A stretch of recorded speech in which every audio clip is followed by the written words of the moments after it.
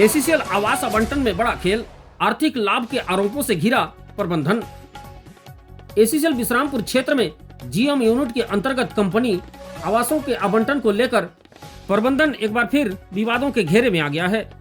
नियमों को ताक पर रखकर आवास आवंटन, वरीयता सूची की अनदेखी और आर्थिक लाभ अर्जित करने के गंभीर आरोपों ने श्रमिक संगठनों में आक्रोश पैदा कर दिया है।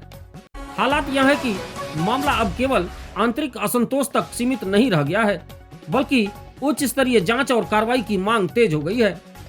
सूत्रों के अनुसार विश्रामपुर क्षेत्र में सैकड़ों कंपनी आवास अतिक्रमण की चपेट में है, जिसके चलते बड़ी संख्या में वरिष्ठ कोल कर्मियों को आज भी कंपनी आवास नसीब नहीं हो पा रहा है और वे मजबूरी में किराए के मकानों में रहने को मजबूर हैं। अतिक्रमण हटाने के लिए कई बार सख्त निर्देश जारी होने के बावजूद संबंधित विभाग कंपनी आवासों की अतिक्रमण मुक्त करा पाने में पूरी तरह विफल नजर आ रहा है। इक्का दुक्का आवास खाली कराकर प्रबंधन अपनी पीठ थपथपाता दिख रहा है, जबकि जमीनी हकीकत कुछ और ही बयां कर रही है। सबसे चौंकाने वाली बात यह है कि कई कर्मचारियों को महीनों पहले आवास आवंटित किए जाने के बावजूद आज तक आवास हैंडओवर नहीं किया गया। कर्मचारी दफ्तरों के चक्कर काट रहे हैं और दोहरी मार झेलने को मजबूर हैं। एक और किराया, दूसरी ओर अनिश्चितता। लगभग 2.5 वर्ष तक आवास आवंटन प्रक्रिया बंद रहने के बाद पिछले कुछ महीनों में जो आवंटन हुए हैं उन पर भी नियमों की खुलेआम अनदेखी और मनमानी के आरोप लगे हैं।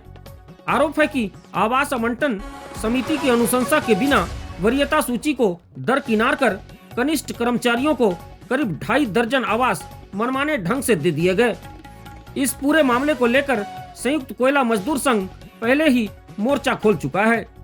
संघ के क्षेत्रीय सचिव पंकज गर्ग ने क्षेत्रीय महाप्रबंधक सहित आला अधिकारियों को लिखित शिकायत देकर आवास आवंटन प्रक्रिया में हुई व्यापक गड़बड़ी की उच्च स्तरीय जांच और दोषी अधिकारियों के विरुद्ध कार्रवाई की मांग की है। उन्होंने नियम विरुद्ध ढंग से किए गए आवास आवंटन को तत्काल रद्द करने की मांग करते हुए चेतावनी दी है कि यदि कार्रवाई नहीं हुई तो संगठन केंद्रीय सतर्कता आयोग और उच्च न्यायालय का दरवाजा खटखटाने से पीछे नहीं हटेगा। फिलहाल विश्रामपुर क्षेत्र में कंपनी आवास का यह मामला तूल पकड़ता जा रहा है और अब सबकी निगाहें इस बात पर टिकी है कि प्रबंधन आरोपों पर क्या कदम उठाता है या मामला और बड़े आंदोलन का रूप लेता है। इस मामले पर क्षेत्रीय महाप्रबंधक संजय सिंह ने बताया कि आरोप निराधार है। कोयला कामगारों को नियमानुसार आवास आवंटन किया जा रहा है। अतिक्रमित आवासों को अतिक्रमण मुक्त कराने की प्रक्रिया जारी है।